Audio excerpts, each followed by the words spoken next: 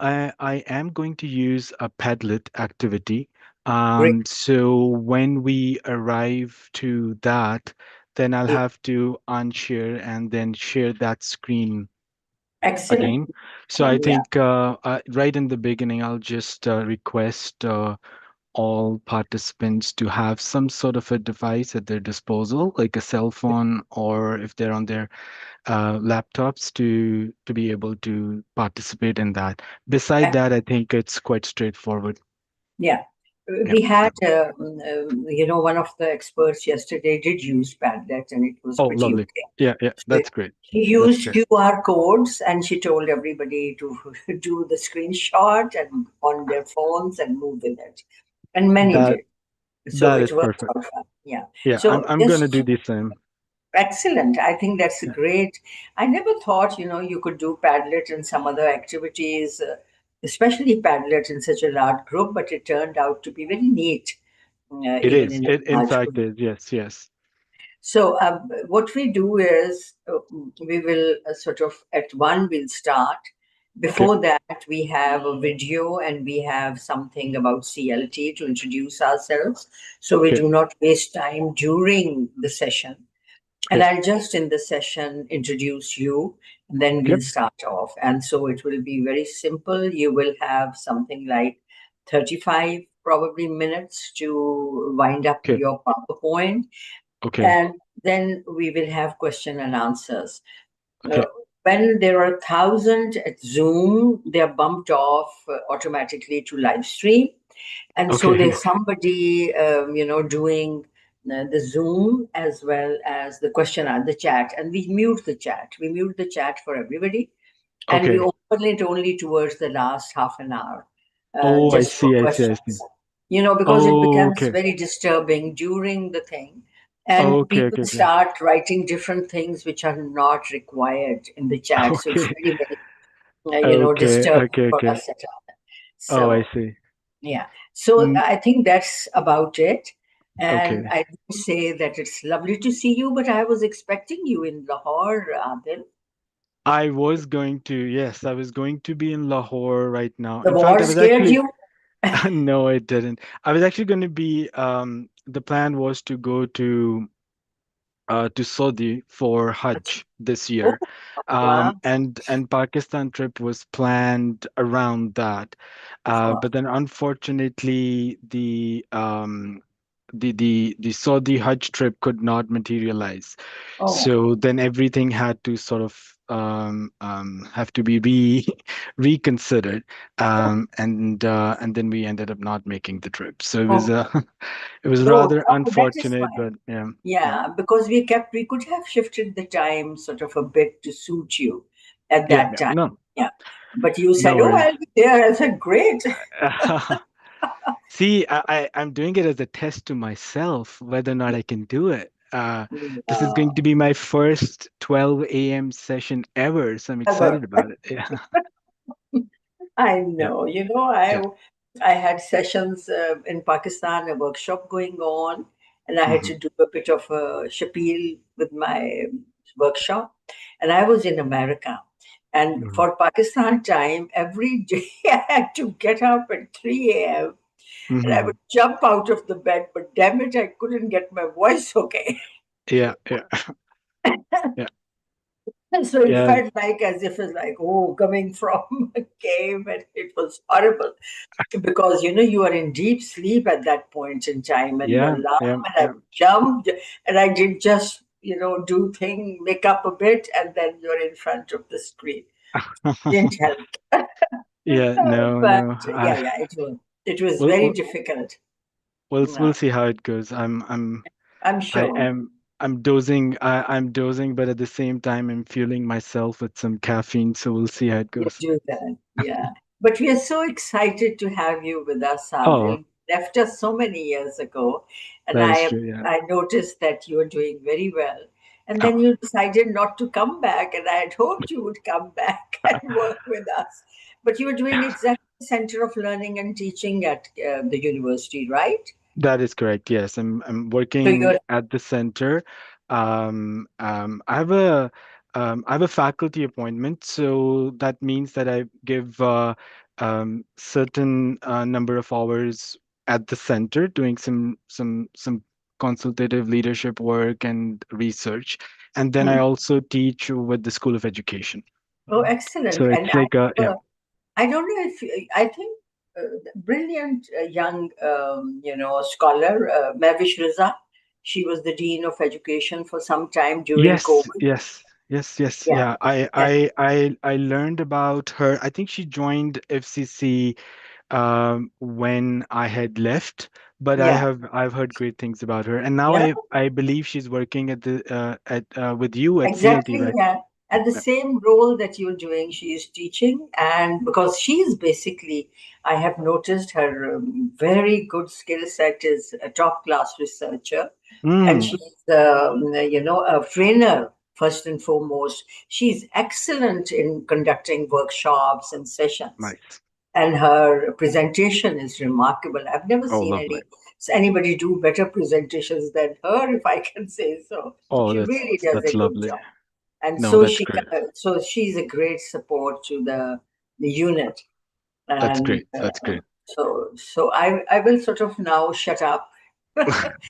And as you must have noticed that there's this research course we started ages ago, and has really grown very big, and we have Mm-hmm. collaborations international and with higher education, and so it has really helped us move along.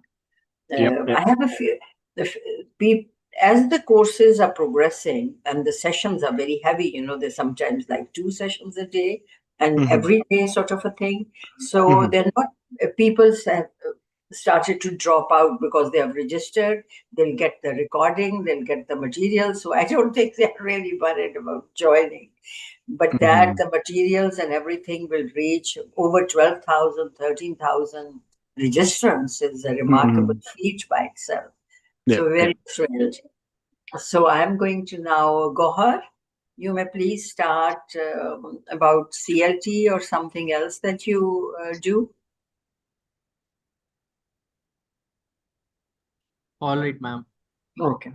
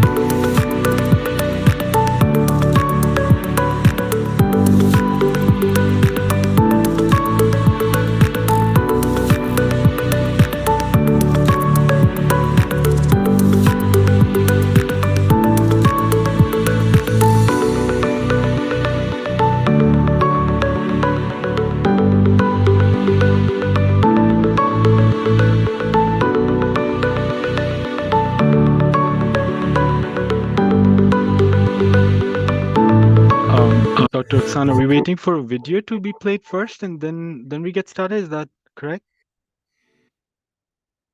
I think you're muted.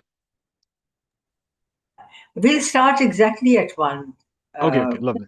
so 11. we have another 10 minutes to go. Yeah. Sounds good. Sounds good. Thank you.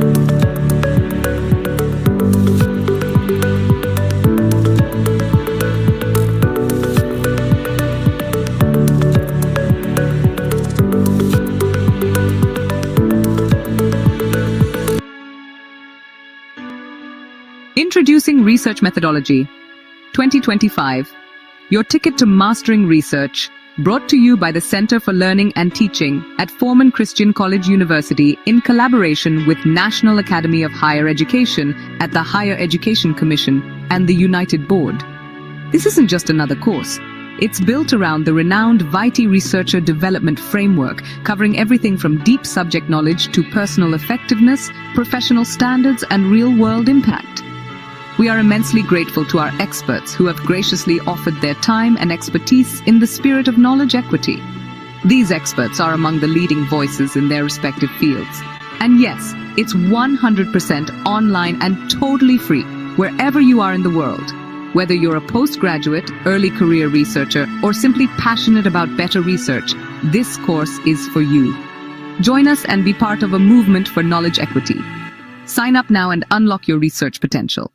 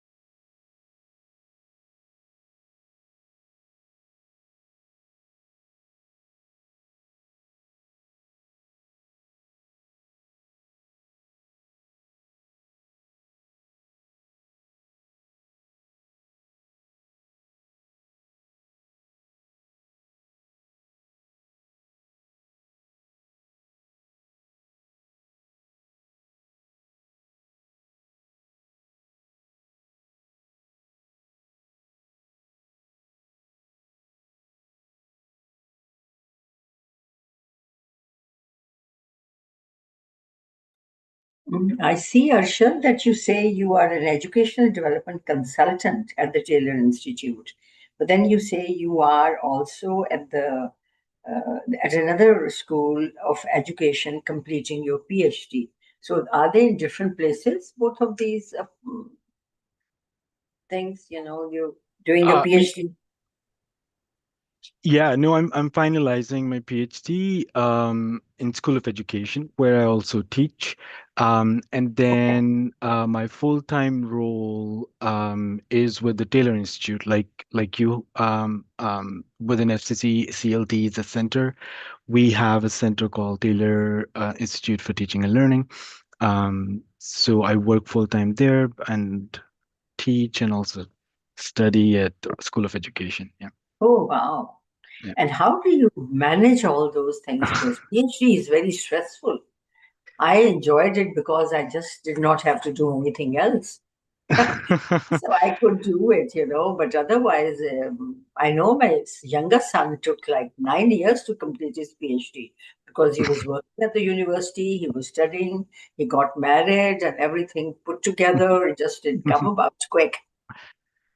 Yeah. Um, yeah, no, it's only you do have to navigate multiple things at the same time. I'm in a very similar situation as the one that you've described for your son, working full time and finishing PhD. Hopefully, I'll finish in six.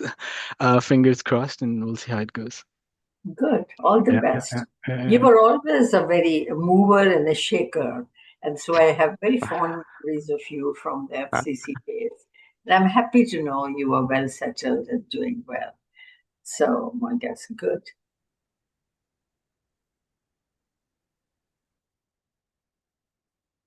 You see Mavish on the screen. So perhaps, Mavish, you can say hi. Hi, Mavish. How are you? See, Mavish, Well, thank you so much. Yeah, I joined in later. I think you were associated with the Department of Education, right? So yeah. when I Yes, came yes. in, you had just left. That is true. I'm not sure when exactly did you join in, but But I resigned, if I'm not wrong, that was July of Yeah. 2017. That's when I moved to US, and I think immediately Okay. after I you joined in probably started. fall 2019. Oh, okay, No, fall not 20. immediately after. Yeah, fall 2019. Oh, But so yeah, two, good to yeah. see you. Finally, good to see you on screen at least. And looking forward to your Likewise, session. likewise. Oh, thank you, thank you. Yeah, I hope it goes as planned. It's an interesting one. Absolutely. You're Yeah, gonna yeah. rock it, I'm sure. Thank you, thank Yeah, you. yeah. He was always very capable and Few brilliant. more minutes to go in your performance, and we're, all ears, all eyes for I you. like you said that it's a performance. Now I have to pull up. It It is. is always a performance. Yeah. I had mistaken. I had a very comfortable seat. I have to stand up. I have to play a different game altogether now. Absolutely. Yeah. And I see Gohar as I well. read Gohar, somewhere. Yeah, Yeah, go on. yeah. And sorry, I Hello, just sir. want to How say are hi you? to. I am good, Gohar. Gohar, were you a student when I was a Yes, faculty? Okay, I yes. remember that. Okay. 2014. Yes. Yes, yes. How are you doing? Doing fine, sir. Thank you. How are you? Good to Lovely. see you. yeah, Likewise, likewise. I'm doing well. I'm doing well. Sorry, Mavish, I cut you off there. No, no, nothing important. I was just saying that I read somewhere that teachers are very good actors. So it's a performance always. Once when you stand in a class full of audience, no matter it's your students, you have to ace it because it's a performance. And yeah, so that's why, I mean, that's where the relevance with the word performance for your presentation. Agreed. 100%. 100%. Yeah, so we are coming close to the time, to I the think it's mark. about time. I'm going to Yeah, start now. Yeah. yeah, Hello, everyone. I welcome you all to the seventh webinar of our research methodology course, which is Scholarship of Teaching and Learning and Active Research Framework. The module for this session is research methodology. I'll quickly go over the netiquette for the session. You're all requested to please rename your Zoom accounts to the name of your university and then your name afterwards. Please note that the chat will be disabled for the first 30 minutes, and 30 minutes into the session we'll enable the chat, and you're all requested to please be sensitive and mindful while you're using the chat, because we still see a lot of messages asking about certification, asking about attendance or anything else. So for certification, you're all requested, for the participants joining through Zoom or through YouTube, you're all requested to please enter your complete name, your email address, and your university name in that certification form, which we share at YouTube as well and in Zoom as well. So you're all requested to please state your complete name and details, and we'll be issuing you the certificate within 8 to 12 working days. Please note that these session will be recorded and all these recordings will be added to the CLT YouTube channel. If you're not subscribed to our channel, please do that. And these all free resources will be available to you. Over to you, Dr. Ruxana. yeah. I cannot impress, thank you, Gohar, but I would like to impress more about the point that please only add your name, university name, and email in the form. If you fill it in the chat, we can be assured, and not in the form, we will not acknowledge that you are there. So you will have to be very careful that you do it not in the chat, but in the form. Uh, this, as Gohar said, is a new module that we are starting today. It's module number 4 of the research series that we are conducting. And these we did introduction, in which we did the theories of research and AI and research. And then we had library search, another 2 sessions on how do you search the library for your writing and work, research work, literature review, and another very important session on research ethics. And today, with this session, we are starting the research methodology module, which will have at least another 4 sessions in the coming week. So we are very, very thankful to Adil for taking up this theme. This is an area where not many people and researchers are very sort of don't pay too much attention to this in publication, though scholarship of teaching and learning is a very powerful way of research. We have all heard the word action research. Action research is more sort of personal, and you are talking about dealing with a contextual personal problem at a specific time. But scholarship of teaching and learning takes that further to the wider audiences, and perhaps Adil will explain a bit more about that.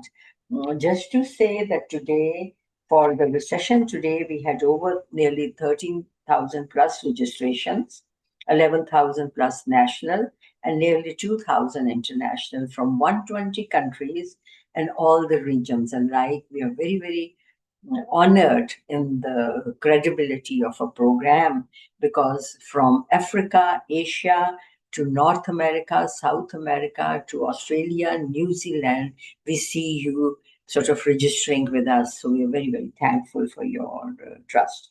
The agenda, Adil will walk us through very briefly about Adil. And if you were a part of our, to fro chit chat, he has been a colleague here, which I have missed him since he is gone. He was always very mindful of giving me feedback on how to improve myself. And there he is, landed up in exactly the job that I did, and now he's doing. And I wish him all the luck. He's right now at Calgary, finishes, for at the Educational Development Consultant at the Taylor Institute of Teaching and Learning, that's similar to CLTRs, at the University of Calgary. And at Calgary, he's finishing his PhD in adult learning. I'm surprised, Adil, you did not go into educational development. Why just adult learning, if you could talk about that as well? And you lead the academic staff certificate program at Taylor's, and I would like to know about that as well. What in our own free time, what exactly does that mean? Because that's something we don't do, staff certification. And you support a range of teaching and learning. So you just your research interests, I think, lie in this area of scholarship of teaching and learning. And so we are very, very proud to have you. So over to you, Juan. Please unmute yourself. Yeah, there we go. Perfect.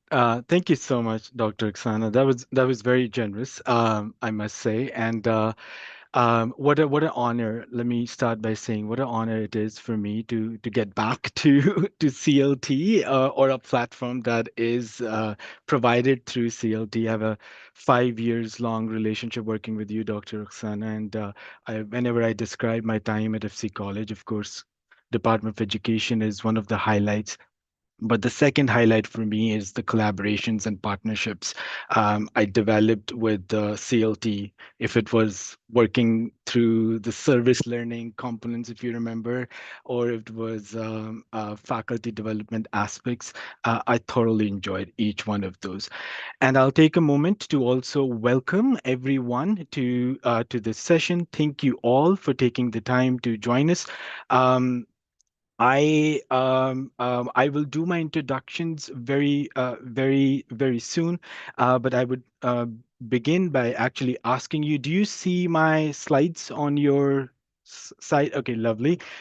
So I'll begin with doing a land acknowledgement, which is very important for us, and I'll share with you a little bit on that in a few minutes. But let me first start by saying that I am joining you from University of Calgary, which is located on the traditional lands of the people of Treaty 7, which includes the Blackfoot Confederacy, including the Siksika, the Piikani, and Kainai First Nations, Stoney Nakoda, and Tsuut'ina First Nations. And Stoney Nakoda also includes the Chiniki, the Bearspaw, and Stony First Nations. I would also like to acknowledge that City of Calgary, where the University of Calgary is located, is home to Métis Nation of Alberta, Districts 5 and 6. Because we have an international audience, very quickly I'll share land acknowledgement, something that we do as part of Truth and Reconciliation here in Canada. Like many parts of the world, Canada was also colonized, and there was a lot that was taken away from the Indigenous people of Canada. And uh,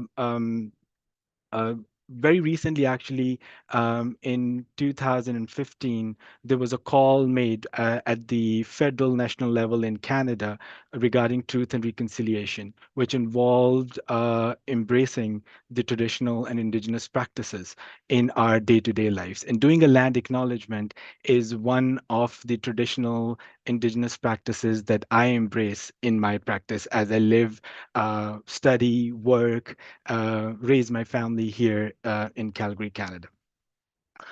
Um, with that, I'll quickly go to my introductions. I think I can never top what Dr. Roxana has already shared, but very quickly, I am an educational development consultant here at the Taylor Institute for Teaching and Learning. It's a faculty position essentially, which involves doing some consultative leadership work on teaching development and growth, but also doing some research. And then I also teach in the academic staff certificate program that Dr. Roxana mentioned. And I also teach in the School of Education here, where I'm also completing my PhD. As I said earlier, I'm living in Canada, in Calgary, so which means I'm joining in this session at 12 a.m. In the night. It might not look like from my blazer and everything, but trust me, it is very late at night, way past my bedtime. But I have an enthusiasm that Dr. Mavish Raza has given me that, if you're doing it, you do it the right way, put up the performance. So that's what I'm going to do for the next few minutes. We'll see how it goes. I've been associated with teaching and learning for past 16 years. I have taught in K-12 context. I've taught in post-secondary context. I've taught in Pakistan. I've taught in US. I've taught in Canada. And I was just counting the other day. I've worked at 7 different institutions globally, and in all 7 of those institutions, I've held teaching positions. My research interests, Dr. Zia, talk about them to an extent. They involve teacher education, involving and engaging students as partners, and then curriculum internationalization as well. Towards the end of this presentation, I'll also share with you my contact information. If you are also interested in any of these topics, feel free to connect, and I'd love for any opportunity for us to collaborate in the future. I must say, it was a little oversight on my part. I actually had a little slide for your introductions as well. I was hoping to do a little waterfall chat activity, but now I learned that the chat is frozen, so I'll actually skip on this part. But maybe later on, if you do ask me some questions, please make sure that you share with me your name and role, and also the university, just so that I get an idea of who is the audience. I see there are about uh, 863 of you right now with us. So it'll be nice to see how the overall spectrum looks like in terms of the participation. So I'll skip these slides for now. And I'll get to the agenda. So introductions are done. I know it's not fair. I only get to introduce myself and not you, but we'll get to you in the later part. A big part of the session is actually talking about scholarship of teaching and learning. Dr. Zia, in her introduction, actually very briefly touched on that, and I 100% agree with her statement on how underrepresented it is as a research in many parts of the academic world. I mean, we do see a plethora of interest and developments coming out on the front of scholarship of teaching and learning, but it is only happening in certain pockets. It's not happening as equitably as we would like to see on a global stage. And I would like to touch on that a little bit as we will talk about defining SoTL on our responsibility as academics, and our little exploration with it in our own journey. So I will spend some time on that and actually utilize your wisdom in exploring that as well. But we'll get to that in later point. I'll get to some of the foundational principles that guide the SoTL practice, and also we'll get to the very process of it. In fact, in this session with me, you will actually do some practice on a very basic level on SoTL as well. So I want it to be a meaningful exercise where you actually take something away, not just like an idea what SoTL is, but actually something that you would be able to carry forward in your practice moving on. Then I'll talk about some the importance of ethics in this work, and then different guiding frameworks and methodologies that you can bring to your disposal as you do this work. And last but not the least, I have a few set of recommendations and next steps for you, which will provide a nice segue for us to get into some questions and answers. Okay, so before I get to tell you what Scholarship of Teaching and Learning is, I would invite you actually to take a device out. If you have your cell phone, you have a QR code in front of you, you can actually just use that.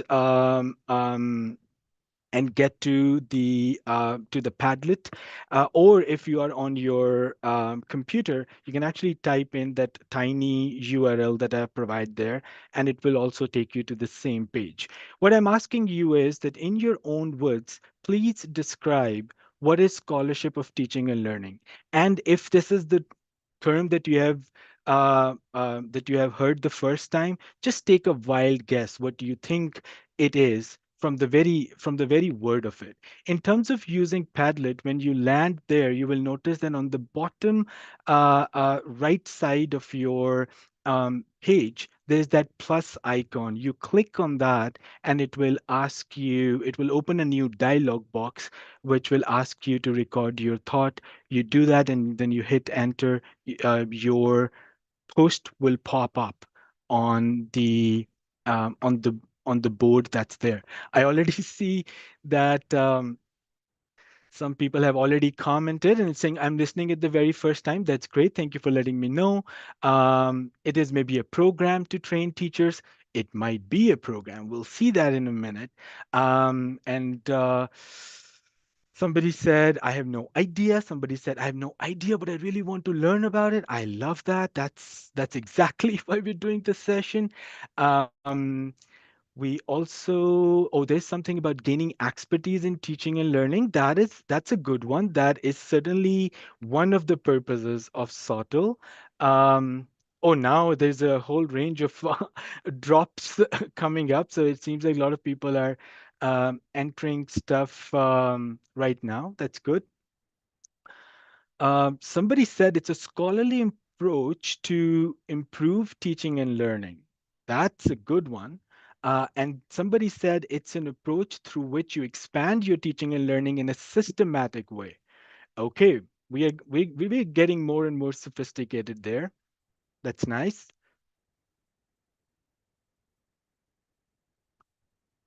Okay, I see somebody said that this is how you learn how to teach. Okay, sounds good.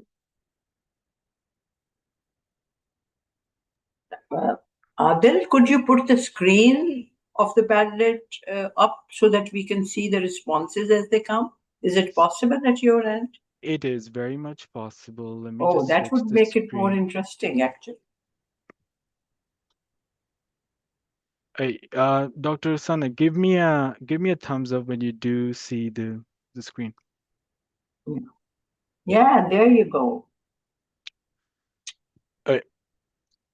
So there's But a it's not. lot there now. There's someone who wrote that it's a practice in higher education for systematic investigation for teaching and learning. Okay, now you guys are making it just too good. Um, this is very nice. It's a scholarship of learning and teaching strategies to advance educational learning. That's excellent. Um, Somebody said, I've heard it for the first time, but it seems like it's a scholarship of learning where you investigate the student learning processes. I love it. This is the first time I've heard the word student there in the comments that I've read. It is very much possible that you have written it. It's just that maybe I have not read it. This is great. S- This Many is of you very have said, impressive, actually, Adil, that so many of the participants are actively taking part in it. Can we Mhm. leave these Padlets open for participants to sort of come back to even later and have a look at what everybody is saying?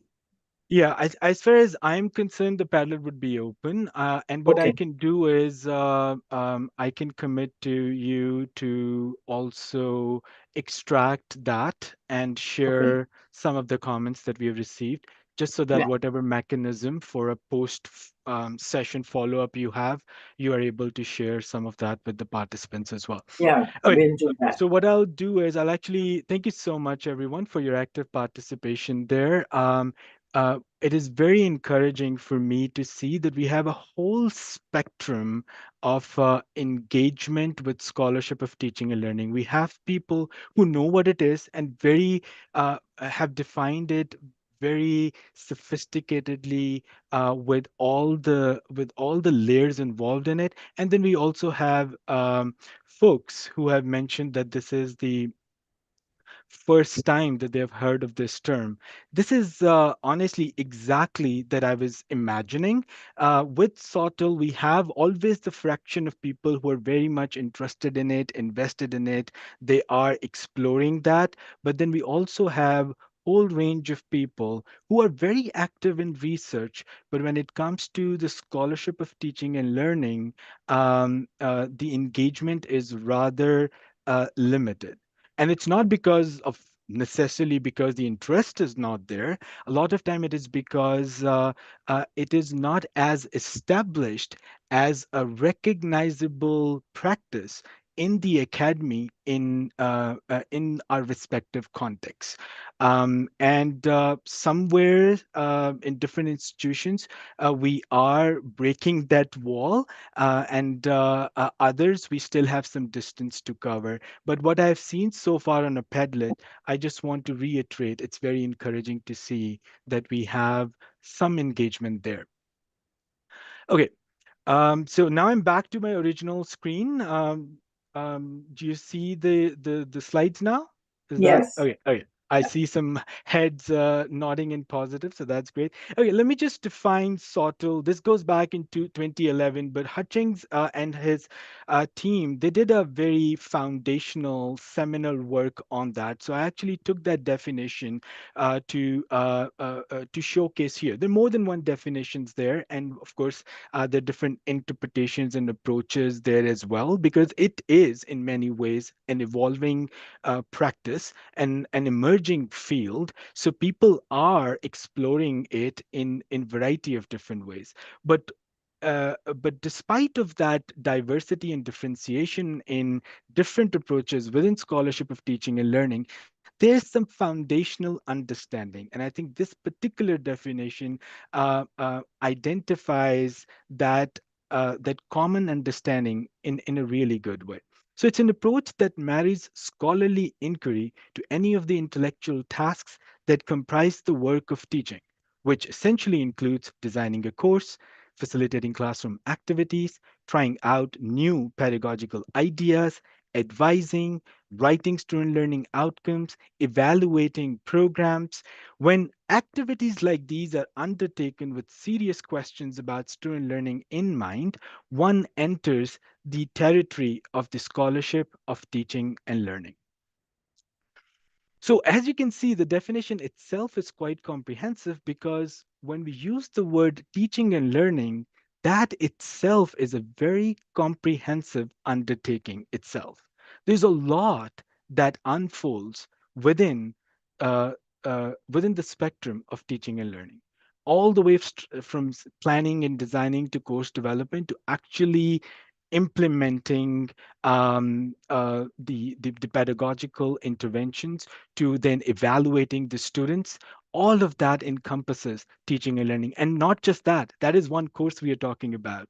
Within an institution, there's several layers in which teaching and learning plays its role. And those layers are, yes, course level, but then they're at the program level as well, then they're at the faculty level, then they are institutional level alignments too that we are after. And any of those investigations, any of those areas that you explore at any of those levels within the institution, if it involves student learning in one way or the other, it would fall under the scholarship of teaching and learning. But then there are some other aspects to it, which I will highlight next. So similar to that, Peter Felton, he came up with some principles that guide the SoTL practice. He said the scholarship of teaching and learning is extremely important to advance our practice of teaching and learning. But the problem is the scholarship of teaching and learning at times is not considered as rigorous, as intellectually demanding, as trustworthy as some of the other research projects that we undertake. And we know that in our respective contexts, I see many of you are academics, are and are well versed in your disciplinary context. And when I ask you about, okay, so you do research, almost all of you who have done your masters and phds and are in faculty positions, a big part of your day activity is to not just do research yourself, but also to support and supervise your graduate and undergraduate students in doing research. So when I ask you, you do research, your answer would most likely going to be, of course. What kind of a question is that? It is our day to day. It is a very important part of our life. But if I take that question one step further and I ask you, when it comes to research, do you also research your teaching practice? The answer to that would be a whole range of different things. Some of you might actually do that. Some of you actually go back to your teaching practice and you ask some fundamental questions about your student learning, and you design a whole um, study, a whole research project in exploring that teaching and learning question. And if you're doing that, that's scholarship of teaching and learning. But if the answer to that original question that I had was, do you do research on your teaching practice? If the answer is no, that basically means there's a whole area in your practice that you are missing out on. And that does not mean that you're not improving your teaching practice. Absolutely, you most likely are. There's a lot in the teaching advancement that you get to do through your student interactions, through your reflections, through your critical engagement with the literature on teaching and learning. There's many ways you improve your teaching practice. Uh, but are you actually designing research on your teaching practice, which is another very important layer for your teaching growth? The answer to that, if it is no, this is exactly the session that you would want to join, because this is where you're not only going to learn what that is, I am actually going to get to the how part of it. There's some principles that actually provide the foundation to this. One of that is inquiry is focused on student learning. So a scholarship of teaching and learning project always have student learning at its center. Even if you're exploring your teaching, you are exploring your teaching through the lens of who is going to be ultimately benefiting from that, and that is student in your particular course or in your particular program or in your particular institution. It is always grounded in context. Context matter a lot. Within Pakistan too, right now, many of you are joining us from Pakistan, but I also know there are other international participants as well. There is a country level post-secondary context. Within that, every institution is different. Every institution has its own ethos and has its own culture on research, culture on teaching and learning. So when you are exploring a teaching and learning issue for your students, you have to take into consideration what your specific context is. And in that context, what is possible for you and what is not possible, at least at this moment. Then it has to be methodologically sound. I mean, most of you are researchers. I can't emphasize enough about the methodology. The trustworthiness, the validity, the reliability of your research comes from the strength of your methodological approaches. And that includes the data generation, that includes data analysis. It also, to an extent, includes your choices of your learning and your findings dissemination. Then it always is conducted in partnership with students. Of course, there can be different levels of partnership. One of the foundational element is that you are transparent about the research that you're doing on students with your students. So you communicate when you are collecting data, you communicate with your students, why are you collecting this data? And then as you collect it, analyze it, disseminate it, you actually loop back with the students as well. That's the basic level of partnership. Of course, you can actually take it take it further as well. Then it has to be brought to public. If it is a scholarship of teaching and learning, your research findings and learnings should be brought to public. That means it should be published, it could be presented in a session like this, it could actually be presented in some open session at your local institution. You can write a blog about it, but you got to share your findings just so that you get to invite other folks into the conversation. They can give you feedback, they can critique you, and they can engage in a conversation with you. Okay, moving on. SoTL compared to, if this is what scholarship of teaching and learning is, how is it different than from scholarly teaching and learning?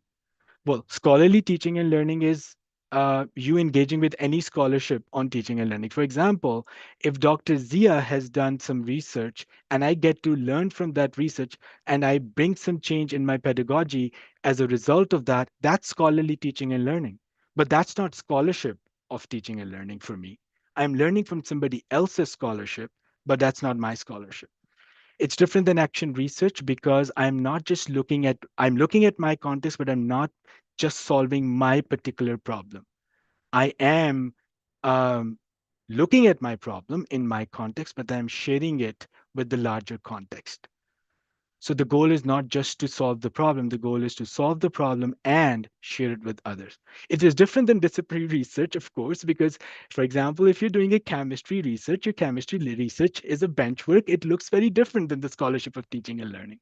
And it is also different than the discipline based educational research because scholarship of teaching and learning, in its very nature, is interdisciplinary.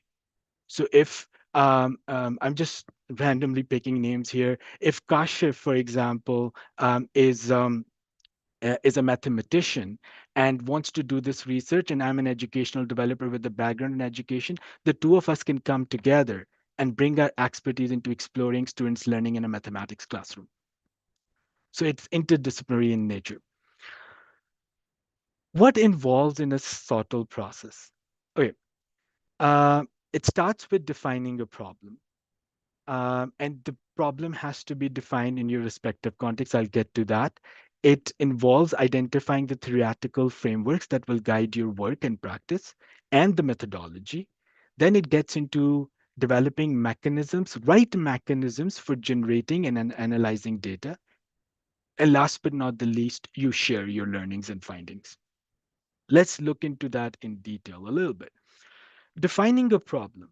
Defining a problem actually has three steps to it. By the way, as of right now, if I ask you to think about the problems in teaching and learning and your context, you can actually identify a range of different things.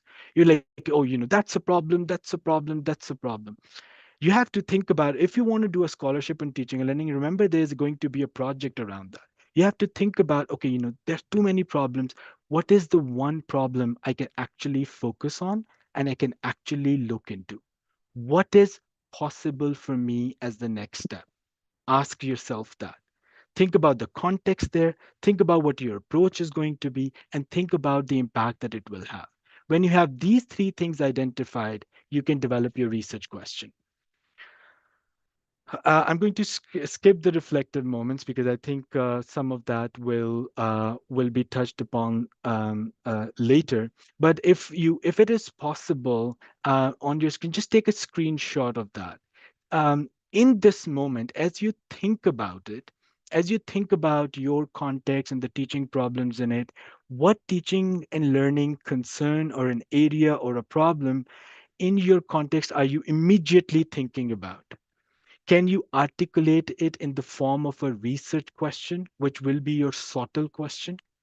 Just take a screenshot of that question. I don't want you to do anything about it, but keep that question in mind because it is related to the next reflective moment that I'm going to take with you. Okay.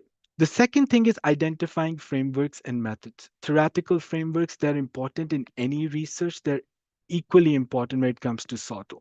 You have to think about what is guiding your work. What is the school of thought that you're going to rely on?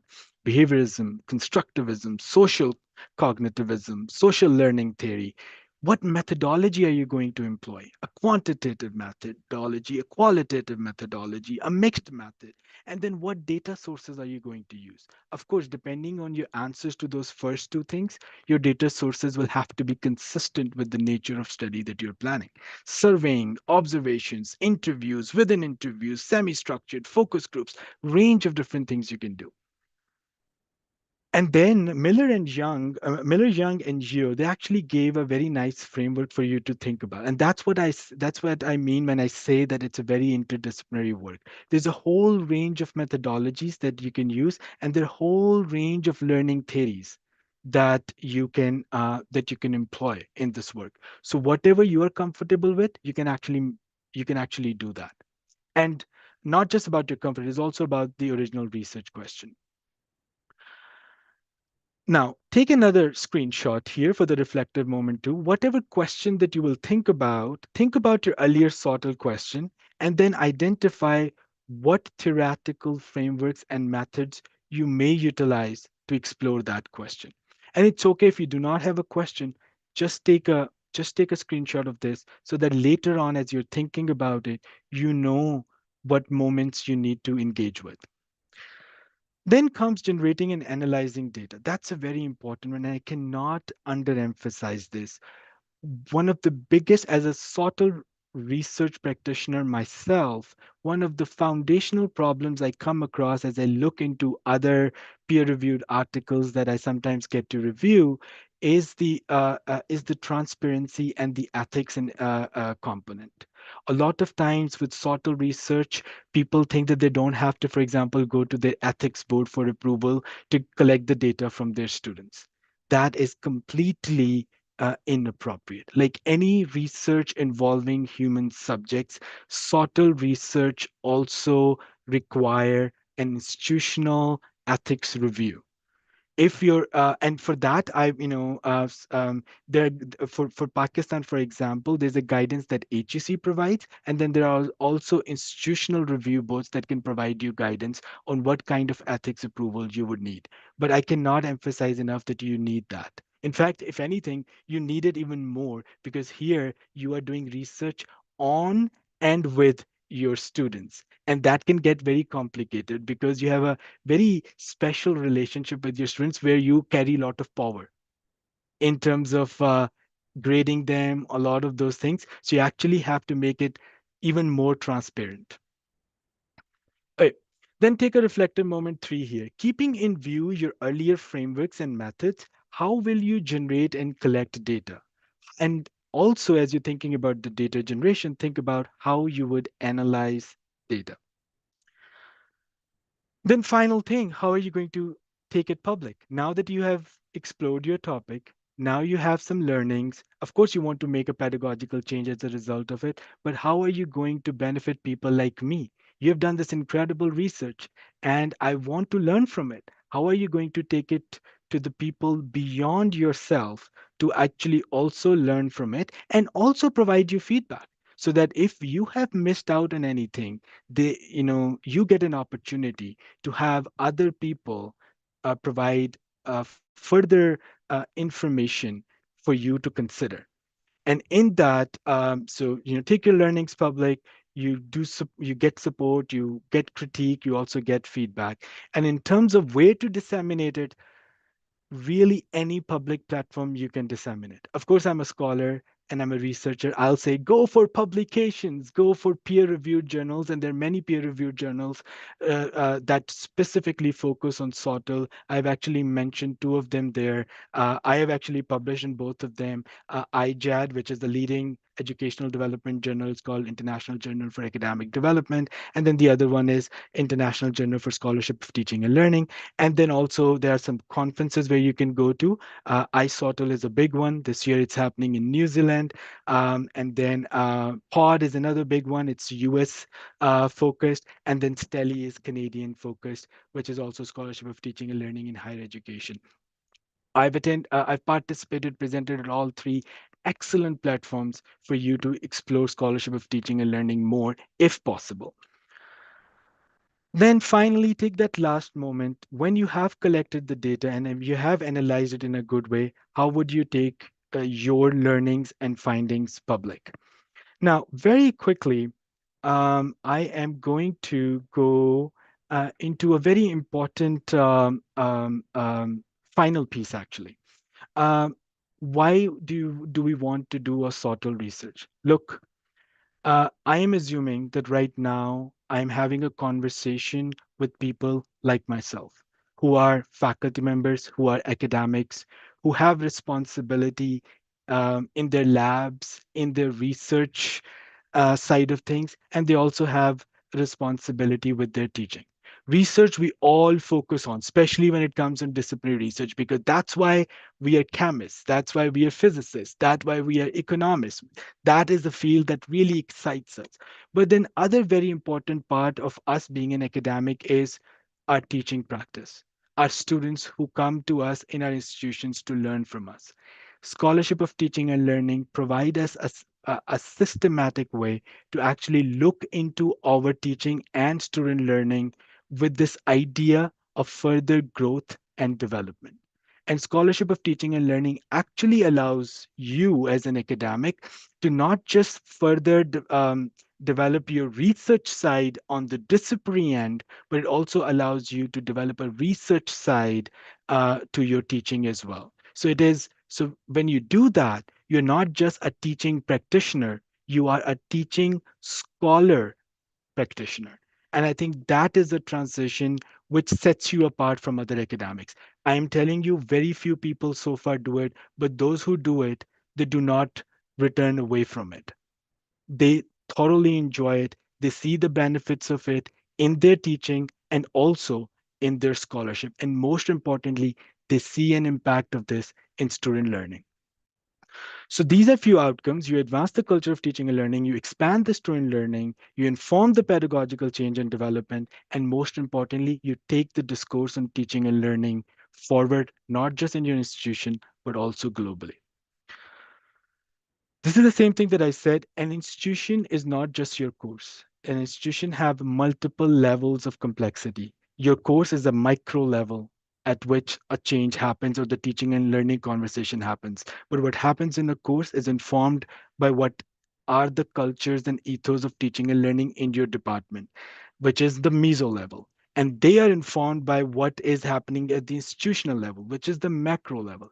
And then what is happening at the institution is informed by national, international, disciplinary, interdisciplinary priorities and policies and changes. So you have to think about all of those levels as you think about your engagement with teaching and learning in your very specific context. With that, that is all. But before I get to everything that I've cited there, or I've mentioned few names. I've included the references for you to consult. Feel free to take a screenshot if you're if you want this right away. But I am assuming Dr. Zia can correct me if I'm wrong. But you will be shared the PowerPoint later on. Is that correct, Dr. Zia? Yeah, Right. absolutely. Lovely. So the other thing, if that is true, the one resource that I would really like to share with you is the U Calgary SoTL online module. Of course, I am at U Calgary, so I would share the resources that we have here. And this is a very self exploration sort of a platform. If you want to just learn more about it, go to this module. It has three different lessons. It's free of cost. You go through it, and some of the things that I've already mentioned, you will get to further redevelop some of your insights on that. Please go ahead and do that whenever you have time. I think that would be excellent. And Excellent. Excellent. Yeah, just yeah. one second, Dr. Zia. Sorry about that. And then also, if I'll take some questions now, but I just want to take a moment of gratitude for all of your presence here. If you would want to connect with me, my email address is there. And then also another QR code is there for you to connect to me via LinkedIn if there is ever anything that you want to talk about. With that, Perfect. thank you very much. Wow. Adil, do you know, just today, me and myself and Mavish were talking about publishing our work. I've not tried to do that all the time I've been here. And you have given us a lot of leads for where to go. Thank you so much. Very well explained. And I think, Mavish, if you're ready with the questions, please. I see that a lot of questions, Adil, are actually about if you are a certain, belong to a certain discipline, can you still be an SOTL researcher? I think that's an obvious answer, but perhaps you could explain why for SOTL you do not have to be an educational person. Please talk about that. Absolutely. I think whoever has asked those questions, they're excellent questions to ask, because those are the first questions to ask. So right now, you are doing research in your discipline. And here I am saying, hey, by the way, you can do this interdisciplinary research called Scholarship of Teaching and Learning. And then you're thinking, but I am a biologist. I am a mathematician. All the research I've done is in these disciplines. Can I do this as well? The quick answer to that is absolutely yes. In fact, it is you who will do it and not an educationist who will do this research, because educationists do educational research like you do mathematics research, chemistry research, physics research. It is all of us who do scholarship of teaching because all of us do teaching. If you are an economist and you are teaching macroeconomics or microeconomics, in that case only an economics faculty member can do a research on how teaching should be done in the discipline of economics. What could be the signature assessment methods when it comes to economics? If Dr. Ruxana or myself would want to do that, we would never be able to do that good of a job as you as an economist will be able to do. And you extend that to any field. You are a subject matter expert, and you are the one who are in the best position to explore how teaching of that subject matter should also be approached. Of course, now that was the first part. The second part is we also have trained educationists who can help you, who can hold your hand in this process. Now, in some institutions, they are more available than the others. So I don't want to make this assumption that every institution has this expert sitting. For example, like right now, this platform is provided to us through Center for Learning and Teaching at Forman. So there's a whole team at CLT who are trained professionals who can work with faculty members in doing this work and supporting this work. Maybe other institutions do not have that, but Right now, you're just one email away in finding partners for your research. So if you think that this is something that you're excited about, you have a good question that you really want to explore, you can connect with people who can help you with that. So I'll just stop there because I think that is sufficient for now. But if you would have any further sub questions to it, feel free to connect. So thank you so much, Adil. I'm gonna take up the questions now. Some of the questions, of course, they give you a very positive feedback, the comments, and some questions are grouped together. They concern students' role in SOTL. So we have three different questions from different people. Neha from Government College, University, Lahore, Dr. Sayyeda Nouri, Government Murray College, and then Amber Shehzadi from FCCU. Their questions are about students' role in SOTL research and how can they help to improve the process. They're great questions, and Mavish, thank you so much for also taking their names and their institutions. Always nice to recognize where they belong from.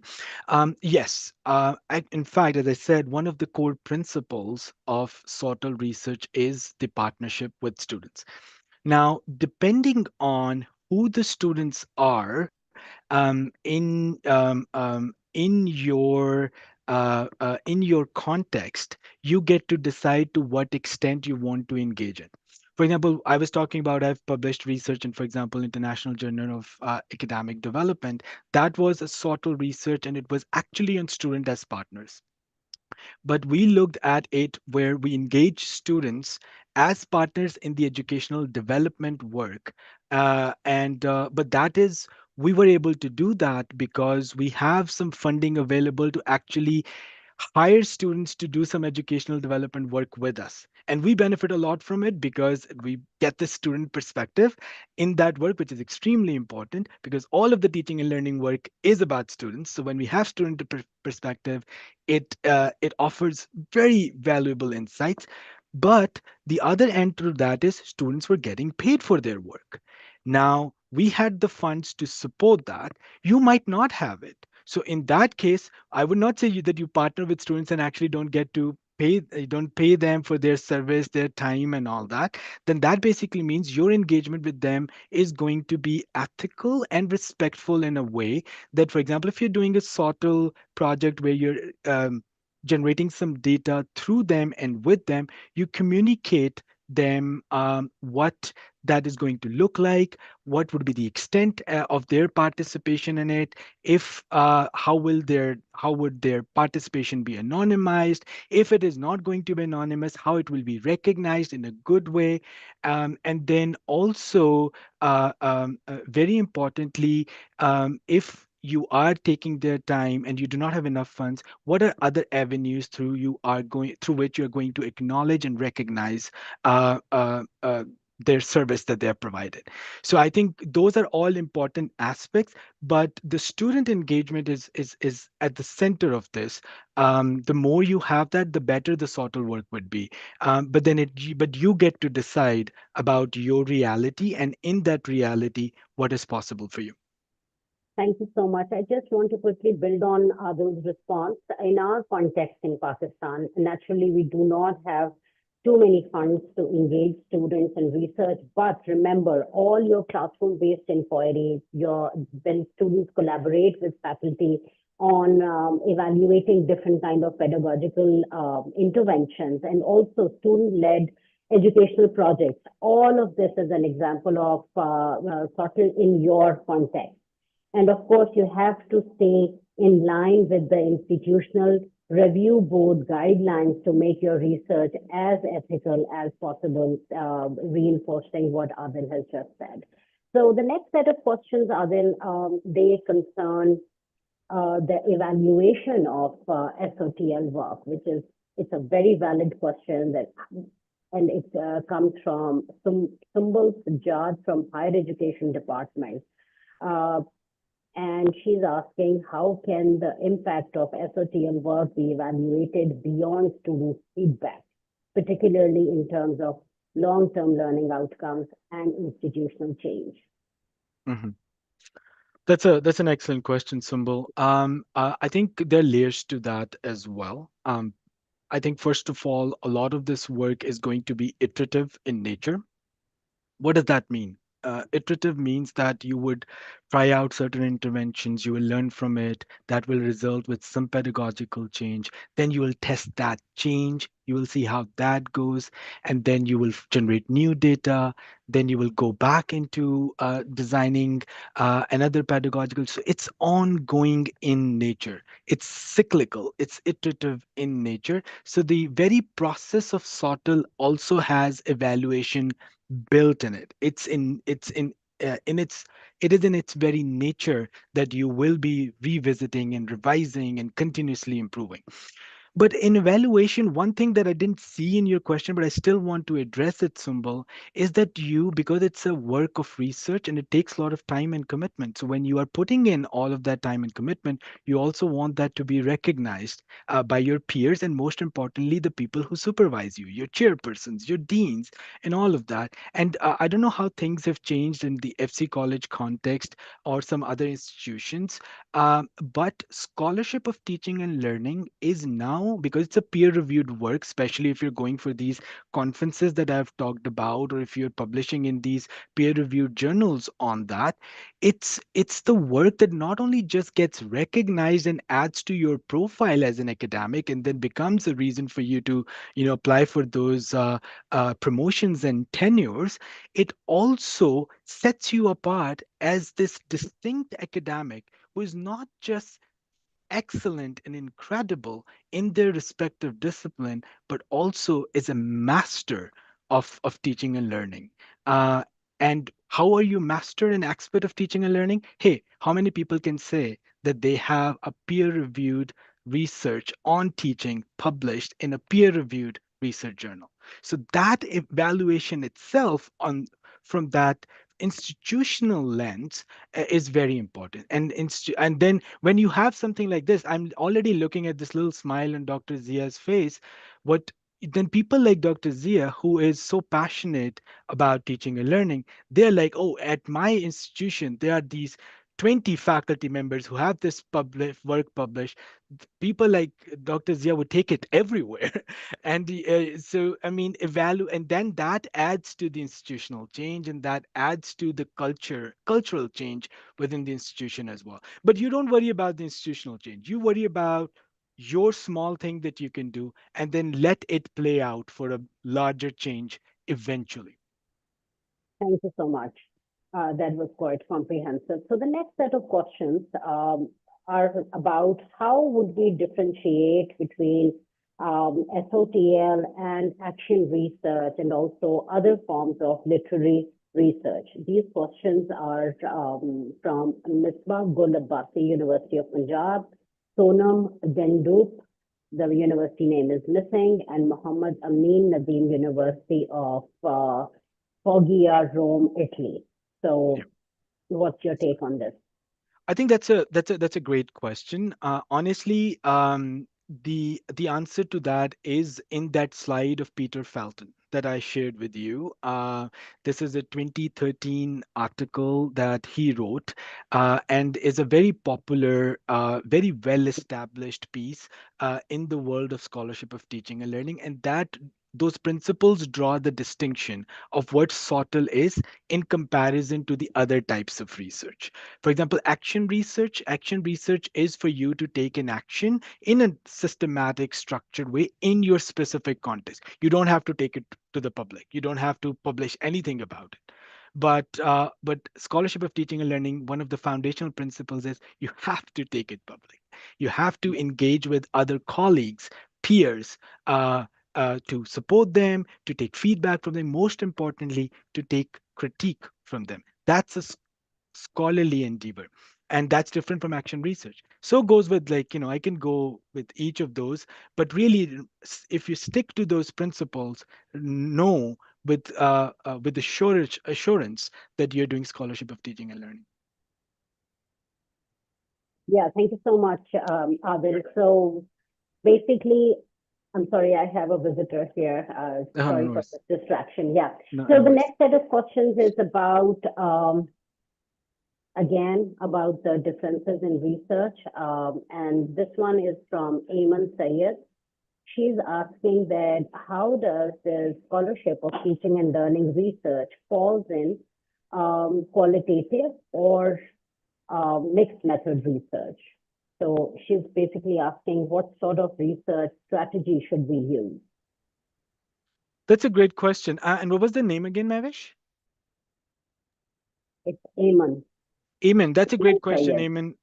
Thank you. Thank you, Mavish. Amen. That's a great question. Really, it depends on your research question. If, for example, you're trying to look into the perceptions of students about something, and for you, the way you want to capture student perceptions is through some sort of a Likert scale survey, of course, there will be a quantitative aspect to it. If you also, with the Likert scale, want to add some open-ended question, it will become a little bit of a mixed method because there's some quantitative data at your disposal. You also have some qualitative data. If you just, for example, want to do some interviews with students about something that they're experiencing or they're going to experience, and you're doing just the qualitative interviewing, that will be a qualitative research. So depending, again, that with those reflective moments that I shared with you, and that's Hmm. I'm glad, Amen, that you asked that. See, the reason I wanted you to take a screenshot for each of those reflective moments is that when you answer the first moment and you come up with the research question, then you go to the second one. Your second one is dependent on the first one. You cannot come up with a theoretical framework and a methodology in a vacuum. When you have identified that this is my research question, your moment two of methodology would have to be consistent with your question. Then the third piece of data generation and analysis have to be consistent with your larger method. And last but not the least, how you communicate it has to be consistent with that overall picture that you had drawn for yourself, starting from your research problem to your methodology, to your data analysis and generation, and then last but not the least, the actual sharing of it.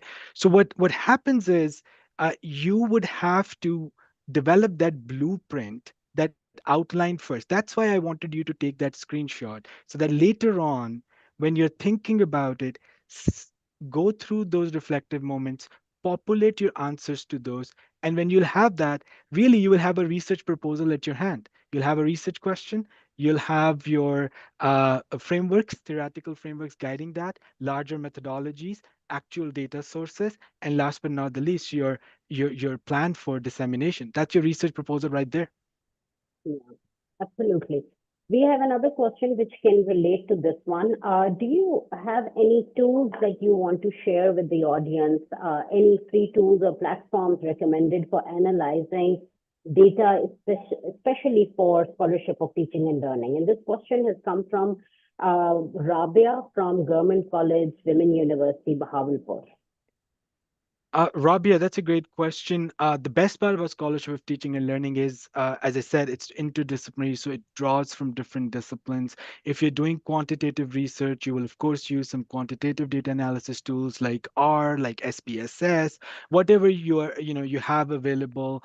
I, for my qualitative pieces, I actually am quite traditional in my qualitative research. I really like to take a highlighter and take the printout of the transcripts, and I go crazy on that, and make my own themes and analysis. I love doing that. That's the best part for me. But I have also used NVivo when I have a crunch of time. So I would just say that whatever is available to you, when you see, that's not as important also, honestly. When you have figured out your question and your data sources, and you have got the data in terms of analysis, all you have to do is you go to your library, and you, whoever is the expert there, you say, this is the kind of data I have, and I want to use whatever is available at the university as a support software, and they will guide you what is available, and whatever is available, you use that. So it's not about like the good practice on it. Of course, some softwares will be better than the others, but they will be better in different contexts. So everything has a role of its own. I, for example, really also enjoy just printing out my transcripts, having highlighter, and just making it dirty. Yeah, the manual coding.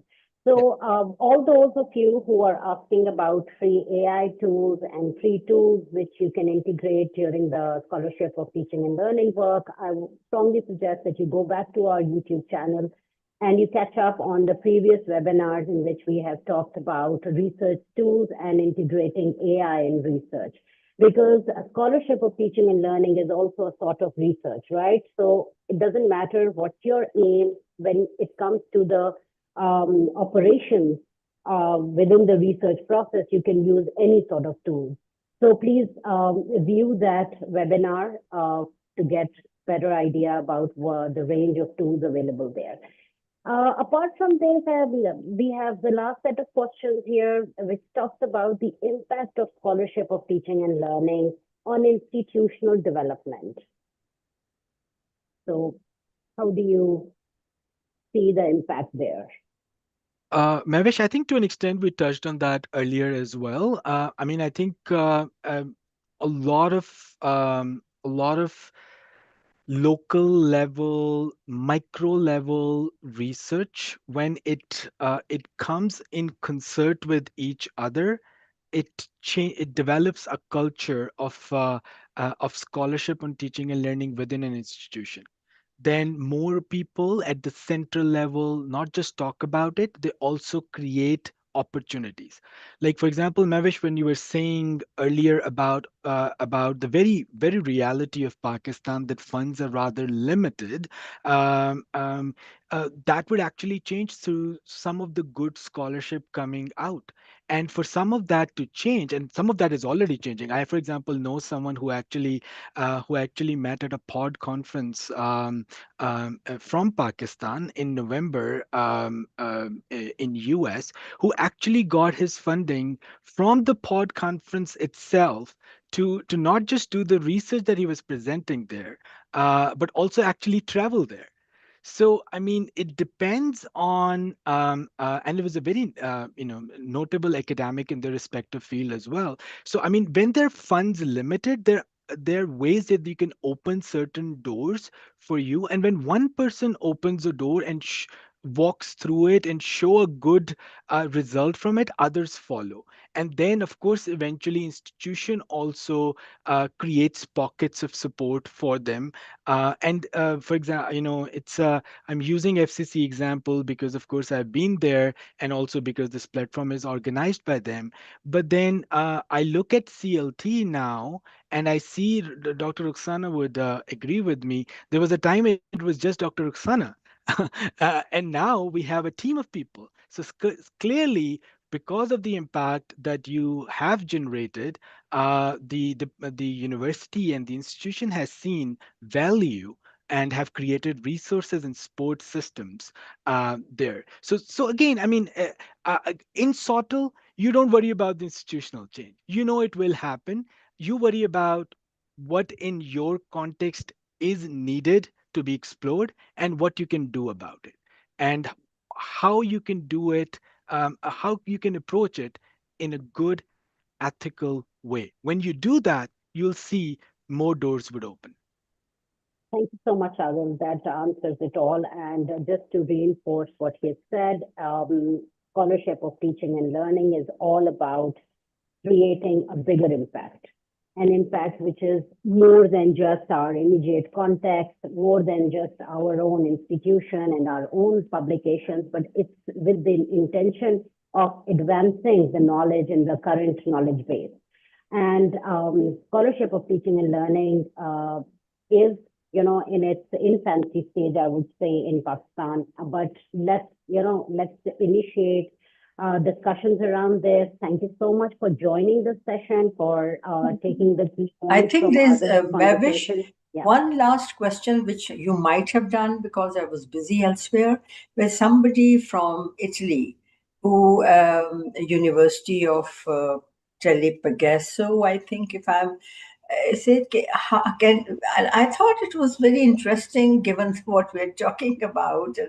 I'm not very sure if I understand the question is, Adil, tell me if you make sense.